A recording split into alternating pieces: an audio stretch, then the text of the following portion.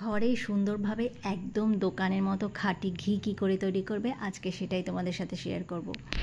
দুধ এনে প্রথমে আমি কন্টেনারে করে ফ্রিজে রেখে দিই, তারপরে যখন একটু বাদে ঠান্ডা হয়ে যায় তারপরে দেখো প্রথমেই যে মালাইটা পড়ে সেই মালাইটা আমি এরকম করে উঠিয়ে উঠিয়ে একটা বাটিতে করে জমা করে রাখি। এরকম প্রত্যেক দিন করে করে এরকম এক বাটি দুধ জমা হয়েছে, মানে এক বাটি মালাই জমা হয়েছে। তোমরা অনেক দিন ধরে এটাকে স্টোর করে তারপরে ঘিটা বানাবে, এতে করে কোয়ান্টিটিটা অনেকটা বেশি হবে। আমার এখানে মোটে এক বাটি হয়েছে, আমি সেটা দিয়েই তোমাদের সাথে শেয়ার করছি।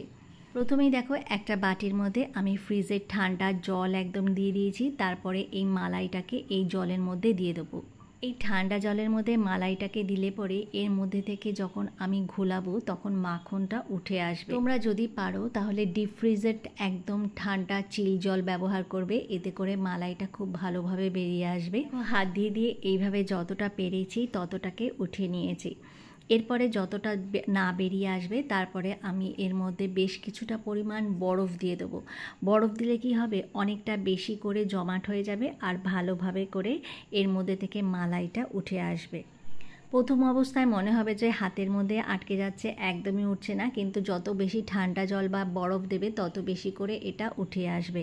দেখো এবার আমি হাত দিয়ে ঘুরিয়ে ঘুরিয়ে এটাকে উঠিয়ে নিচ্ছি। আর একটা কথা বলে দিচ্ছি, এটা যেহেতু খাঁটির গরুর দুধ সেই জন্য এর মধ্যে উইথ ক্রিমটা রয়েছে। আর যদি তোমরা প্যাকেটে দুধ ব্যবহার করো তাহলে কিন্তু যেই দুধের মধ্যে ক্রিমটা ওঠানো নেই সেরকম দুধ নেবে না, যেটার মধ্যে ক্রিম দেওয়া রয়েছে সেরকম দুধ দিয়েই এর সুন্দর ক্রিম উঠে আসবে। তারপরে দেখো আমি কড়াইয়ের মধ্যে এটাকে দিয়ে দিয়েছি। আর এর আগে কিন্তু তোমরা চাইলে এই যে ক্রিমটা উঠে এসেছে এটাকে একটা মিক্সচার জারের মধ্যে দিয়ে ভালো করে মিহি করে পেস্ট করে নেবে।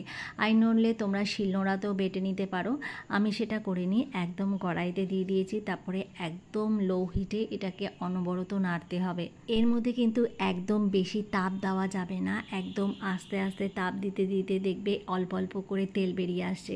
আর হাতা দিয়ে আমি একটুখানি এটাকে নাড়িয়ে দিচ্ছি যাতে করে এর মধ্যে থেকে যে তেলটা আছে সেই তেলটা ভালোভাবে বেরিয়ে আসে। যত বেশি সময় যাবে তত দেখবে আস্তে আস্তে একটুখানি ডার্ক ব্রাউন হচ্ছে আর একটু একটু করে তেল ছাড়ছে। এবার দেখো প্রায় হয়ে এসছে, আমি একটু হাতা দিয়ে একটু নেড়ে নেড়ে নিচটা নাড়িয়ে নাড়িয়ে একটুখানি তেলটা বার করে নিচ্ছি। এবার দেখো একটুখানি পরেই এটা বন্ধ করে দেবো একদম ফ্লেমটাকে, আর যতক্ষণ না পর্যন্ত ঠান্ডা হচ্ছে ততক্ষণ পর্যন্ত ওয়েট করব। একদম ঠান্ডা করে একটা কন্টেনার পাত্রের মধ্যে এটাকে ঢেলে রাখবো। যদি আপনারা কাচের বয়ামে ঢালেন তাহলে অনেক দিন পর্যন্ত ভালো থাকে। আমি এটাকে ছাঁকনি দিয়ে ছেঁকে নিচ্ছি, দেখুন কত সুন্দরভাবে ঘিটা পড়ে যাচ্ছে। এখানে আমি অনেকগুলো আগে থেকে বানিয়ে রেখে দিই এরকমভাবে সর জমিয়ে জমিয়ে, সেটাকে আপনাদের সাথে শেয়ার করছি। যেরকম গন্ধ সেরকম তার স্বাদ, এত সুন্দর একটা স্মেল বেরোয় যে কি বলবো। গরম গরম ভাত দিয়ে এই ঘি হলে আর যেন কিছু লাগবে না। অনেক দিন পর্যন্ত বাড়িতে বানিয়ে একটা কাচের কন্টেনারের মধ্যে রেখে দেবেন, দেখবেন অনেক দিন পর্যন্ত ভালো থাকবে। পুরো এক বাটি যখন সর জমা হয়ে যাবে তারপরে আপনারা একসাথে অনেকগুলো ঘি বানিয়ে ফেলতে পারবেন। রেসিপিটা কীরকম হয়েছে অবশ্যই কমেন্ট করে জানাবেন।